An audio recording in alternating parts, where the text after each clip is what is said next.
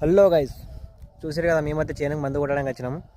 శనగ చేనుకి చూస్తే జరగకుండా శనగ చేను మందు కొట్టేసేదానికి వచ్చాము. ఇక మొత్తం ఈ శనగ చేను చూసారు కదా, ఇది కుసుమాల చేను ఉంది, ఈ శనగ చేను ఉంది, మొత్తం శనగకాయ కూడా తగిలింది.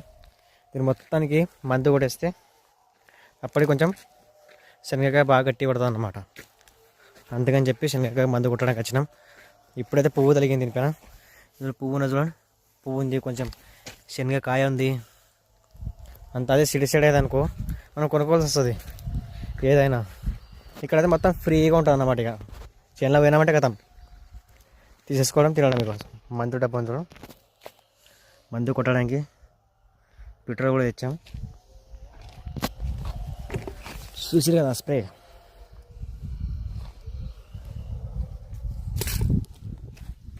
మందు కొట్టేస్తాం మొత్తం. ఇక చూసిరు కదా చేను అయితే మొత్తం ఎట్లా ఉందో, మొత్తం ఎండ కొడుతుంది.